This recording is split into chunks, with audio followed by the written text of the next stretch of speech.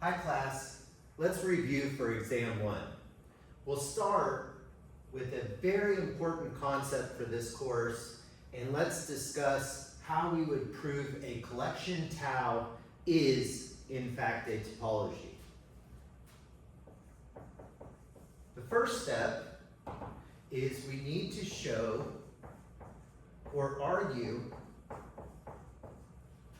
that the set X and the empty set are both elements of the collection tau. Step 2, we need to show that arbitrary unions are in tau. To do so, we can take a generic collection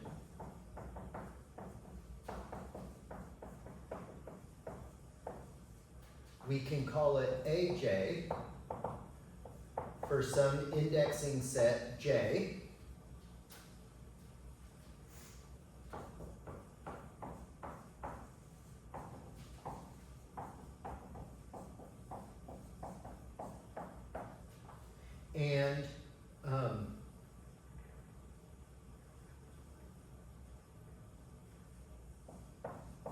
And each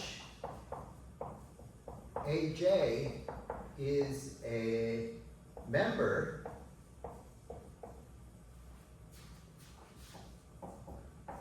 of tau. And then we want to show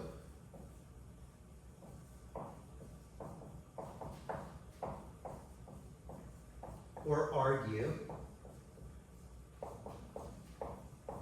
that the union of this collection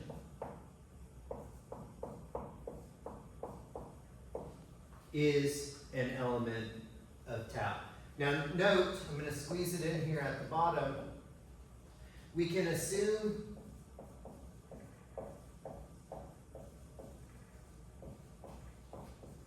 each AJ is non-empty here, right? Because the empty set doesn't contribute to the union. So we can just say, take a non-empty collection of these AJs, where each AJ is a member of tau, and then we want to argue that this arbitrary union is in tau. And then finally, what we need to do is take two members in the collection tau and show or argue that the intersection is also a member of tau. And again, we can assume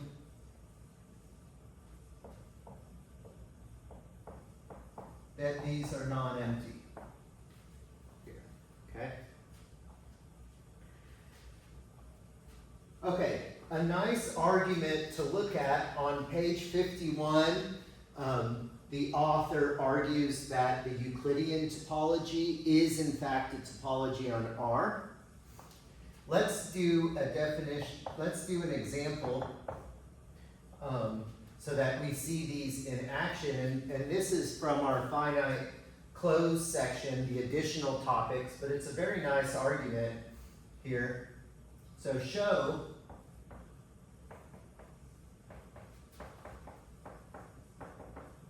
the collection, we'll call it tau F,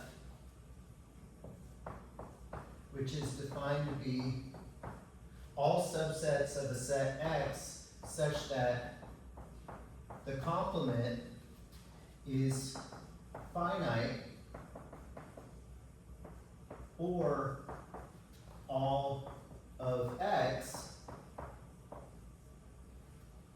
is a topology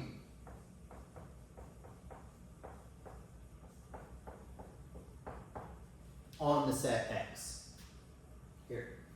Okay, so looking at step 1, I'm not going to write a formal formal proof, but we can outline the ideas of how we would attack this, and you can fill in the details on writing it up as a formal proof for review.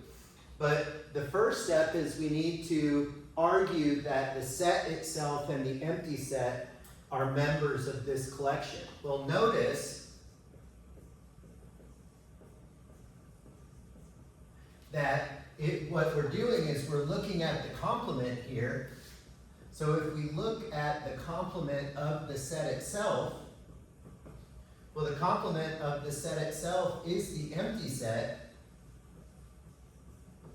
which is finite, clearly. So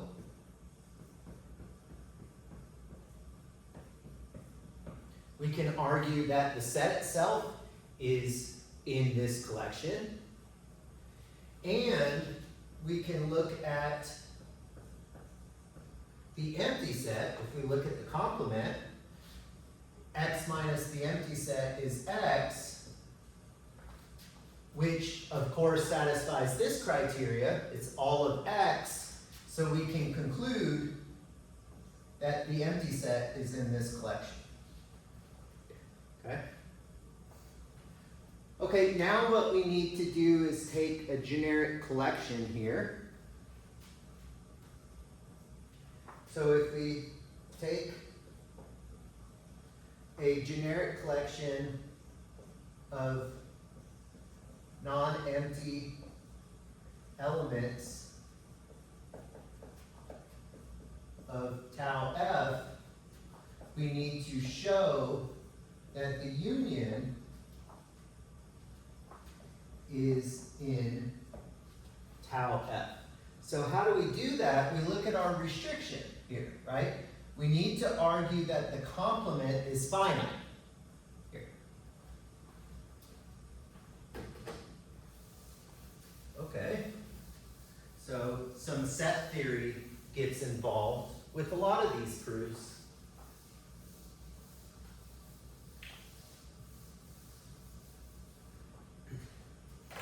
So if we notice that x minus this union, and I've been being a bit, sometimes I get a bit lazy. You know, we could put our indexing set here to be formal if we were writing this up as a formal proof. Notice a lot of times as I'm discussing, I'm a little lazy here with my notation. Using properties of set theory, this becomes, when we look at the complement of the union, it's the intersection of the complement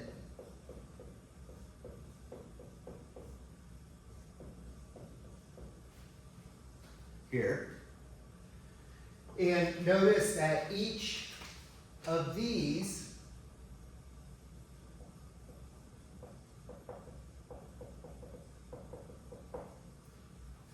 is finite because we're assuming they're in tau f here, right? These are already elements of tau, so they have to be finite. And so therefore, this is a finite,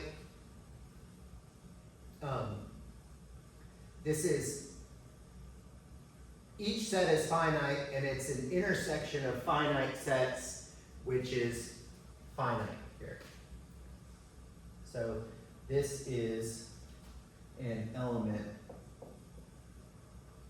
of our collection tau f. And then finally, for part 3, step number 3, we need to take two members of our collection tau f, and we need to show that the intersection is in here. Well, again, if we look at this statement,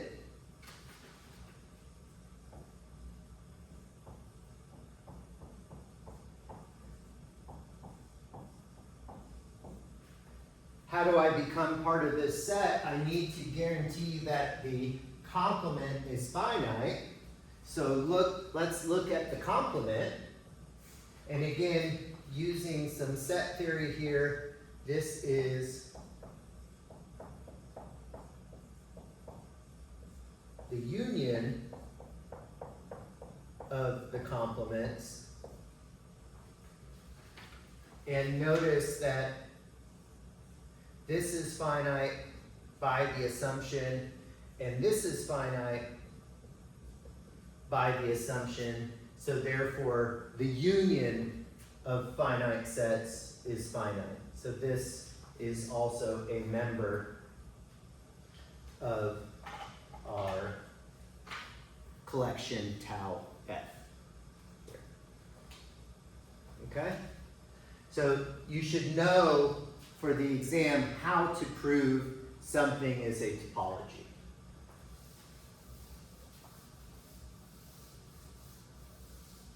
Okay, moving on. Our next topic that we discussed here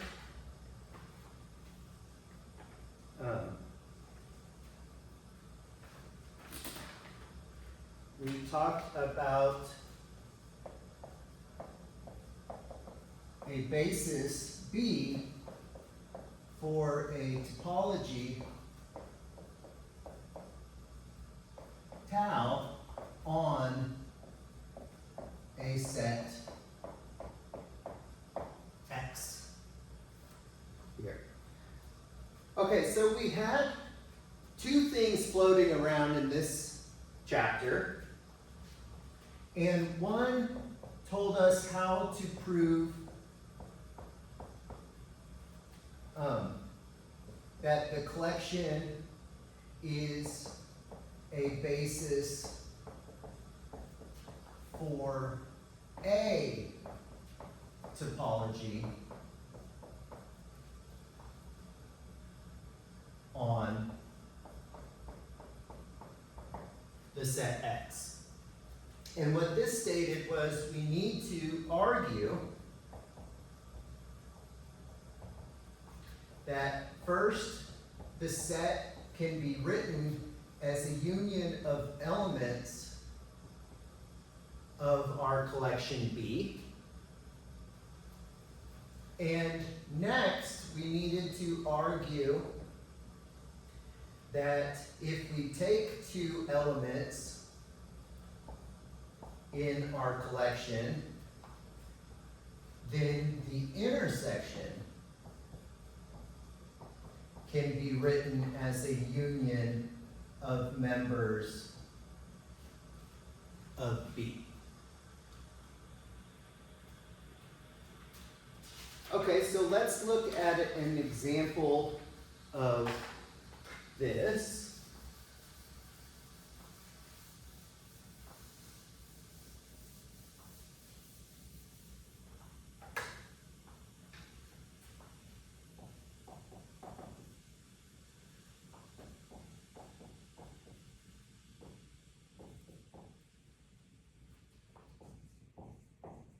So if we let B1 be a basis for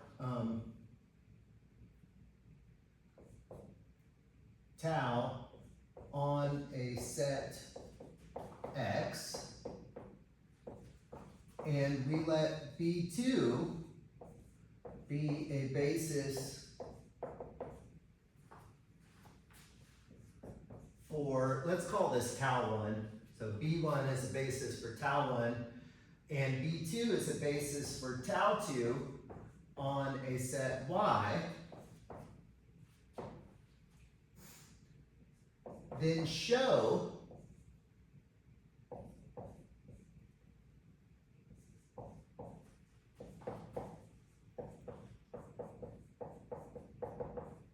the collection, we'll call it B, to be all B1 cross B2s, such that B1 is in B1 and B2 is in B2,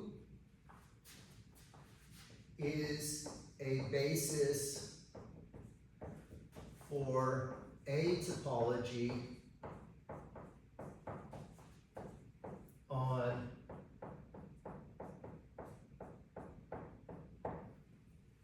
x cross y. Here. Okay, now they haven't defined the topology here. All we're doing is arguing that it is a basis for some topology. Now, this happens to be the product topology. So we're going to use the two steps here to argue that this holds here. Okay, so the first step is we need to argue that x cross y is a union of members of this collection. And we can do so by noticing that B1 is a basis already, so we know X can be written as a union of collection of members from B1 here. And B2 is a basis for Y, so we already know that it can be written as a union of members of B2. And now using some set theory, notice that x cross y then is the union of B1 cross the union of B2, and this is where B1 is coming from here and B2 is coming from here.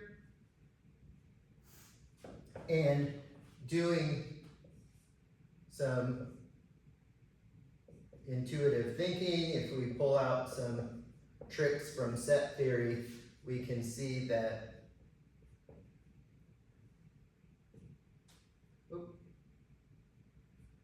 this holds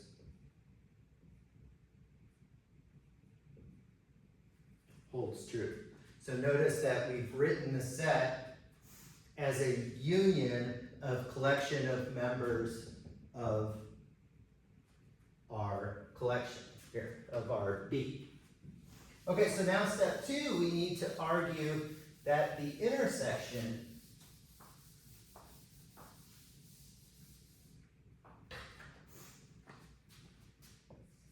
of two members can be written as a union of members here. Okay, so notice, so if we take a B1 and B1 prime in here, and we take a B2 and a B2 prime in here, then what we need to do is we need to look at the intersection of these. So we can look at B1 cross B2 intersect B1 prime cross B2 prime. Notice that this is in x cross y, right? And this is in x cross y, right? They're elements of here. So we're taking two elements in here, and we need to argue that the intersection is a union of collection of members of those. Okay, so again, using some set theory properties here, we can conclude that this turns into B1 intersect B1 prime cross B2 intersect B2 prime.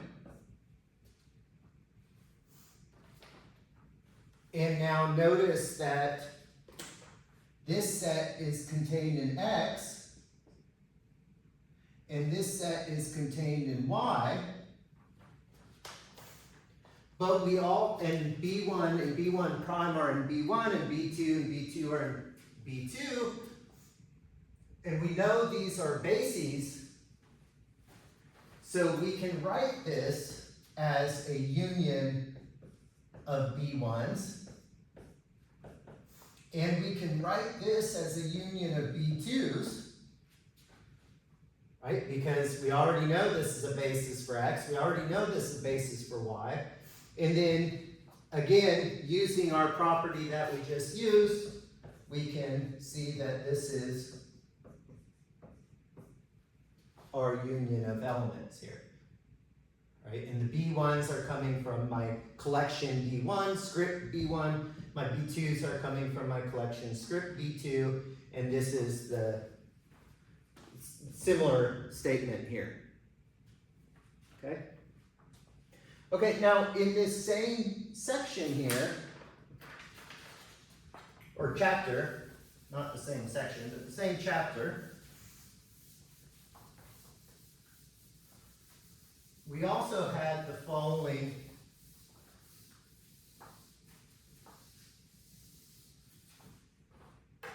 statement. So we can actually, so how to prove a collection B is a basis for a given topology. And to do this, we needed to show that for all elements x and u, where u is a subset of x is open, there exists a B in this collection with x is in B is a subset of U. Here. Okay, if we're just arguing that it creates a topology, this is the route to go. But if they give us the topology and we want to show a collection as a basis, this is the route we would go. So let's see the subtle difference here. Let's do the exact same problem here, the product topology, and see how it differs. Okay, so let's look at this example. If we are given that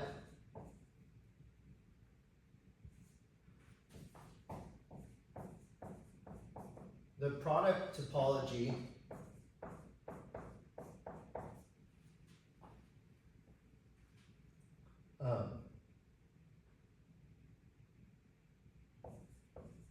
has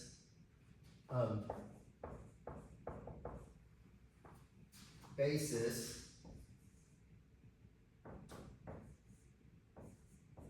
U cross V such that U contained in X and V contained in Y are both open,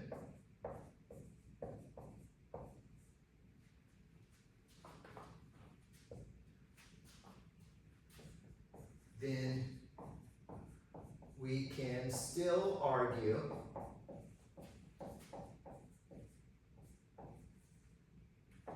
this collection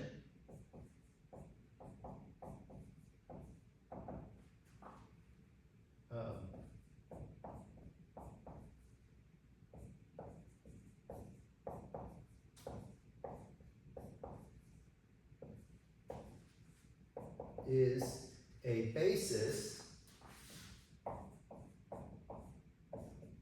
for the product topology. Okay, so notice the subtle difference here. We're given the product topology, so we know how the product topology looks. The product topology looks like this. It's just the cross product, the Cartesian product here of open sets. So U is coming from the first set, X, V is coming from the second set, Y, and if we take the Cartesian product, those are going to be open. So this is telling us what the open sets in the product topology look like, right? And now if we're given that B1 is a basis for X and B2 is a basis for Y, we want to argue that this collection is a basis for this space. And this space, we already know this space looks like this. In the previous example, we didn't know what the space looked like. We just wanted to argue that it was a basis for a topology. But now we know what this topology looks like. It's the Cartesian product of open sets. That's how our open sets look. Okay? So what we're going to do is we're going to now use this definition.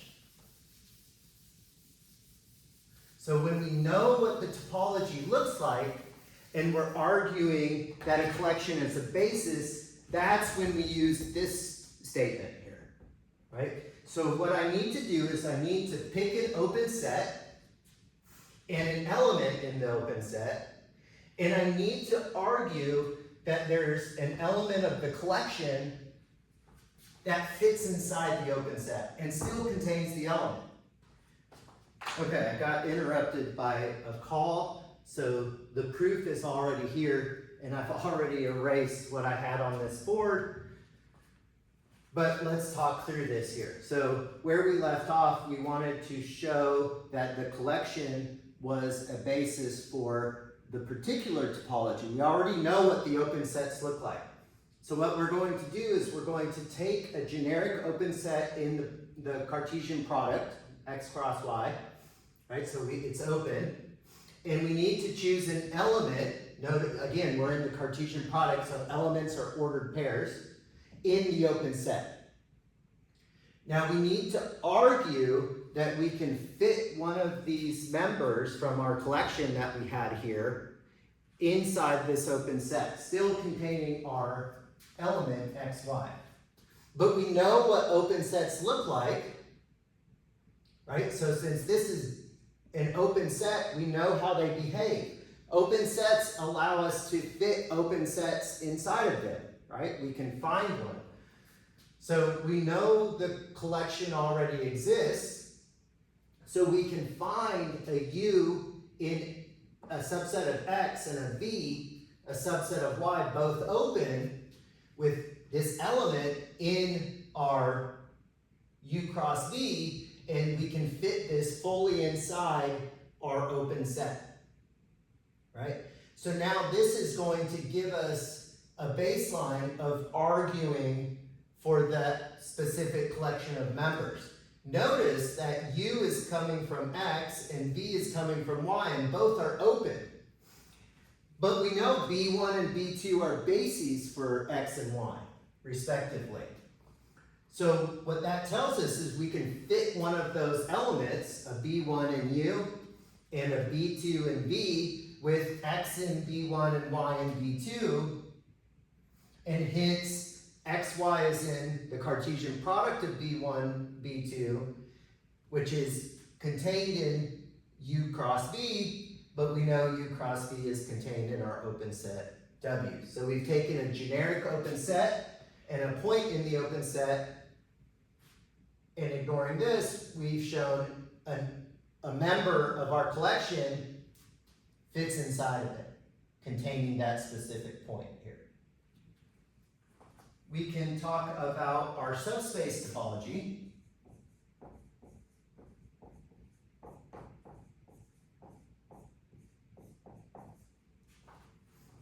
And so if we have a subset of a set X, then we can define a collection, we can call it tau sub Y, to be the collection of all O intersect Y, where O is open in X, and this is what we call our subspace topology. So let's look at an example of using this here. This is section 4.1, number 5. And this is found on page 93 of our text. And it states the following. Z is closed in Y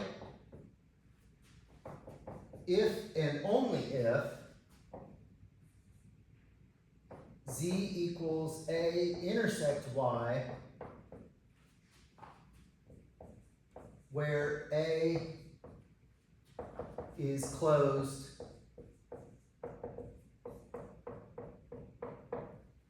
in X. And intuitively, this should make sense. How do we define the open sets? They're all open sets and the bigger set intersect Y. So how would we define closed sets? They're all closed sets and the bigger set intersect Y. Here. Okay, so let's do this. So let's look at the forward direction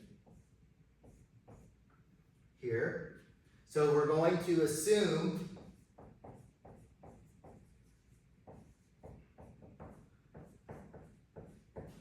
Z is closed in Y.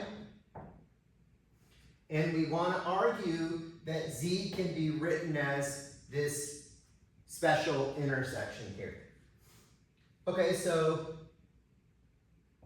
since Z is closed in Y, we know the complement is open in Y.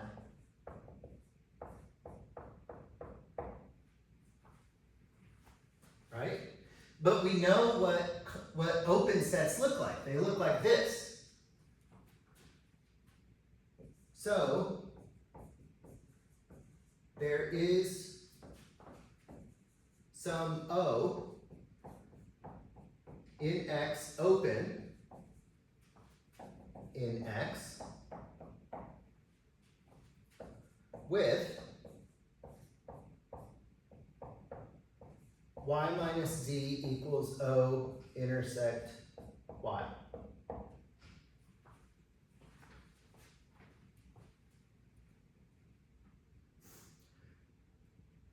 Okay, but let's talk about what Z looks like. So we want to argue that Z is closed. Okay, so how can we write Z? Notice that Z is the complement of the complement, right? This is the complement, and this is the complement, right? So this is kind of our ZCC if you use that notation. Okay, but we know that the complement is already an intersection, right? We argued that. So this is our complement of our intersection. Here. Now, using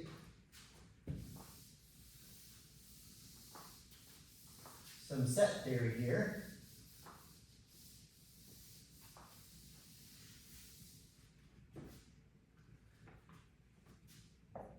this is just Y minus O here, right? Because O intersect Y is going to give you O and Y, so this is just Y minus O here. But what was O? O is open in X.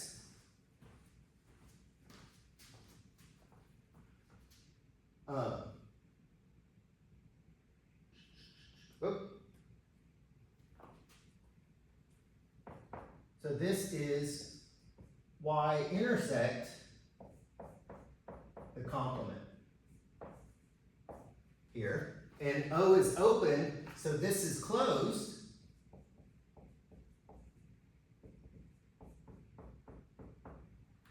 And so we can define A to be this particular closed set. So we have that Z is a closed set intersect Y here. And just a side note, a nice little proof, some set theory, we can prove that A minus B is A intersect B complement. or as the book would write it, A intersect U minus B, where U is our universal set.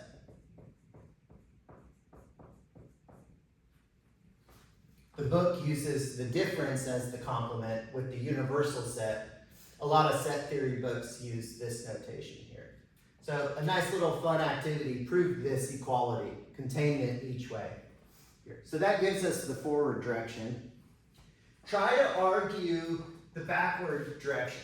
So assume this and show that Z is closed. And it's a little bit of set theory here, but the trick is, if we assume this, we know A is closed in X, so X minus A is open in X, and then we want to argue that Z is closed, so look at the complement and argue that Y minus Z is open here. So try to go through that proof here. And again, this is from the book.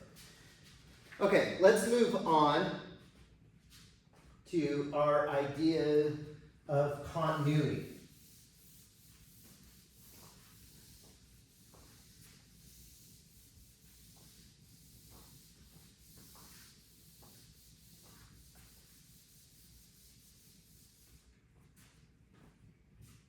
Okay, so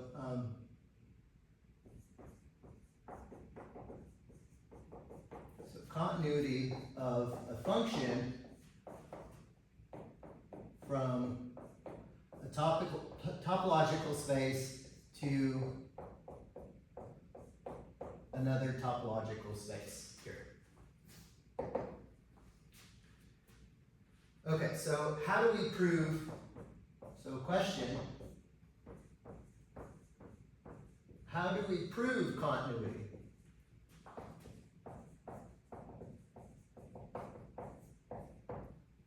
And what we do is we take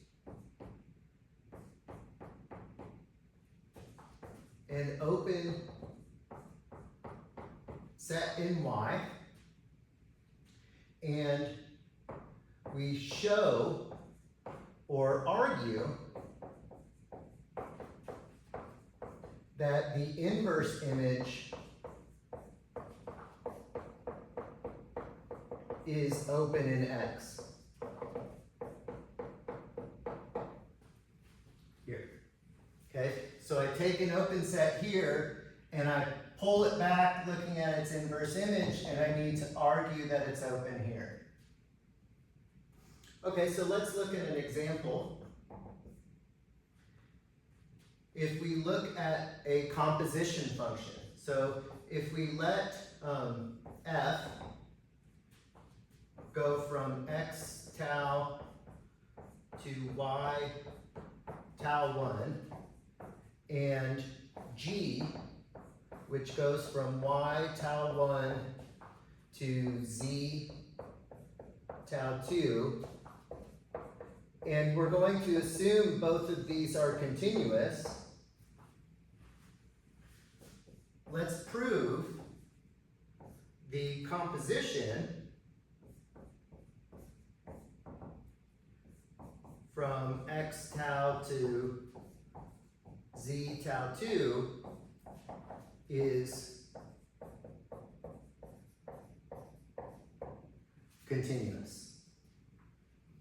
Okay, so what I'm going to do is I'm going to start with an open set here.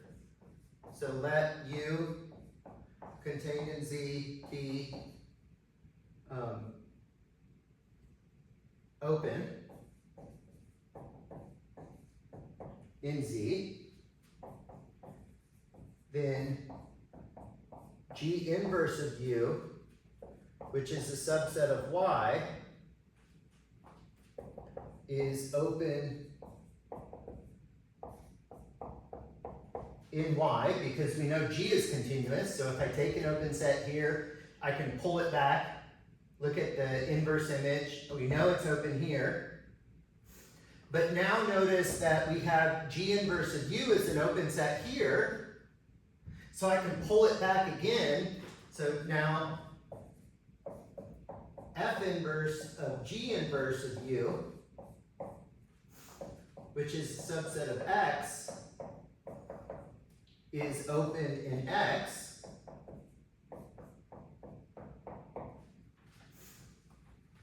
and that's because F is continuous. And then using more properties of set theory, if we look at G inverse, the composition G of F inverse of U, this is just F inverse of G inverse of U, which is open. Here. So we've taken an open set here, and under this function, we've looked at the inverse image and argued that it's open.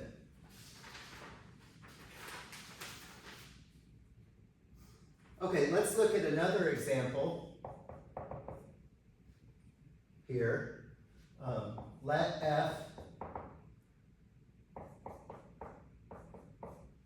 go from the topological space x tau to y tau 1 be a mapping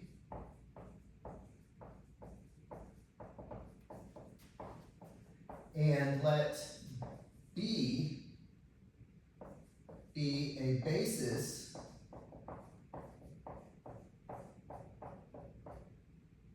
for Y. Now if F inverse of B, which is a subset of X, is open for all members in this collection, then F is continuous.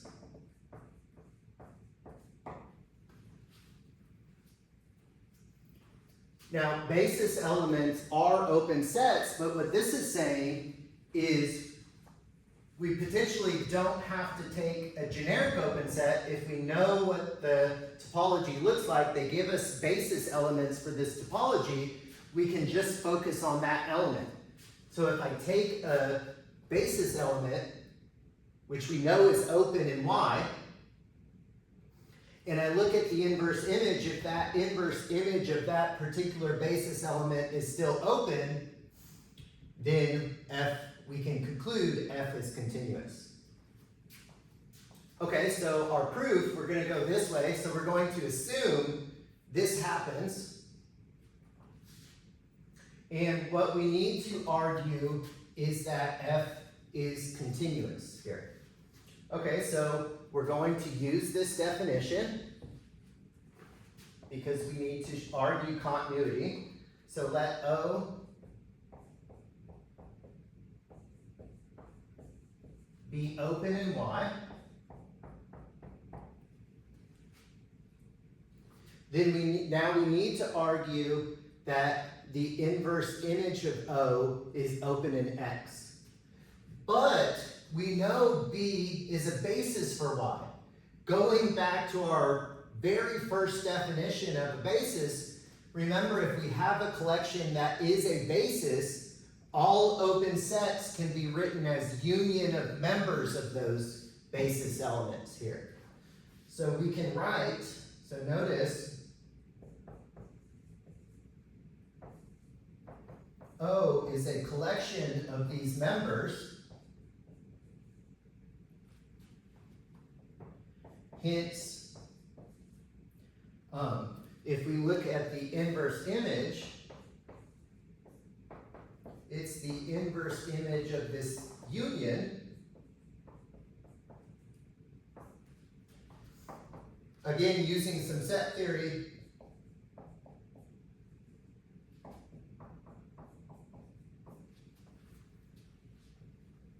we can essentially pull this function through. So this is the union of the inverse images, but our assumption is saying that all of these inverse images are open. So this is an arbitrary union of open sets, which is open in topology on X.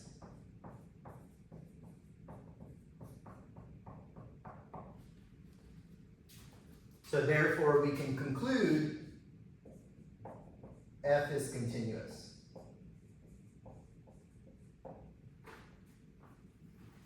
Okay, let's end. Now I know, I haven't covered everything from the book, and the study guide was kind of more of just an outline of here's all the definitions we've seen from the book.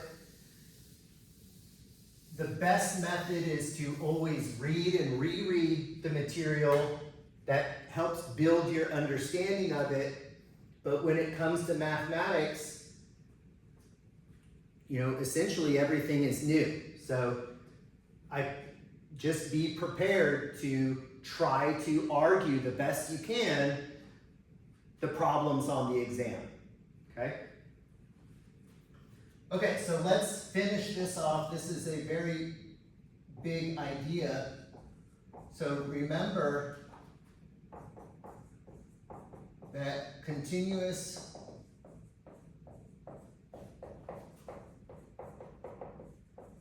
functions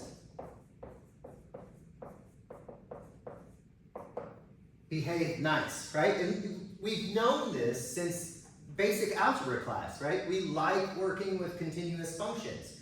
Algebra, trigonometry, calculus, we always like these continuous functions here. Same in this class. Continuous functions are very nice. So let's look at an example.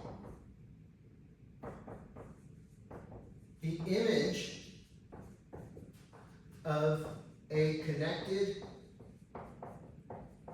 space is connected, right? This is very nice. If I know my space is connected and I look at the image under a continuous mapping, let's put under a continuous function here.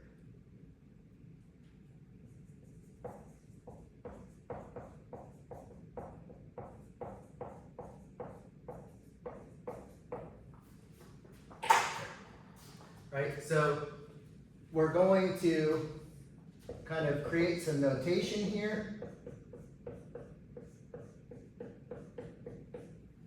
Right, we have a continuous function, we'll call it f, and we're going to call our connected space x, and the image is going to be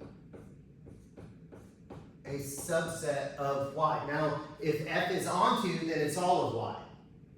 But we don't need to argue. The book argues for a surjective function. We can just argue that the image in general is connected. Okay, so our proof is going to be a contradiction proof. So suppose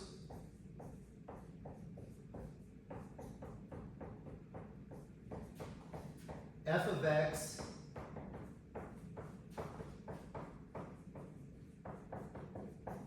is not connected. Now, in my original lecture videos, we argued with a separation, right? I brought up this idea of a separation. Let's do what the book does this time. Let's argue with clopin sets. Remember that we're connected if the only clopin sets are the set itself and the empty set. So if we're assuming not, then we can find a clopin set U with U not equal to the whole space and U not equal to the empty set. So it's a different set. But since we're clopin, we're open. So F inverse of U is open in X here. We can also argue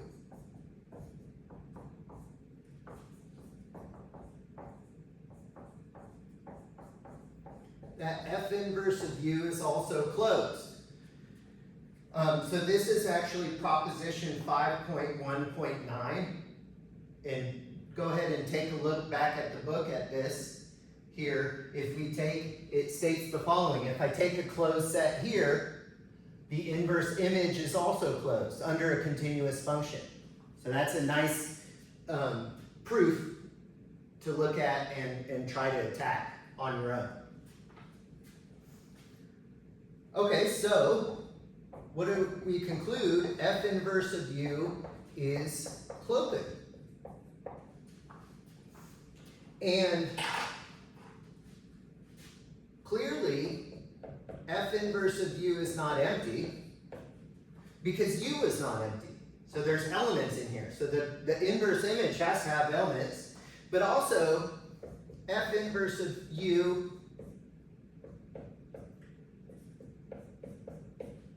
is not all of the image.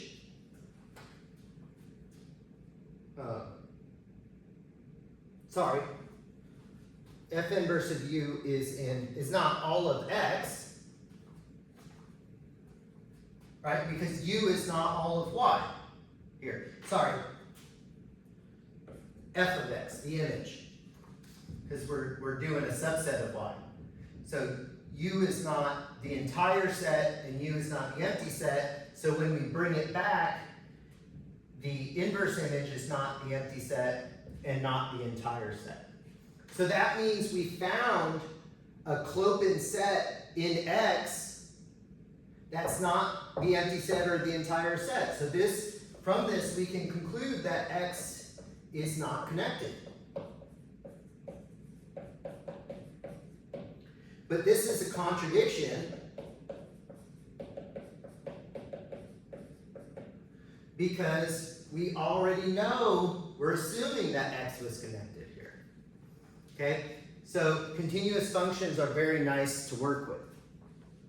Please reach out, email me with any questions.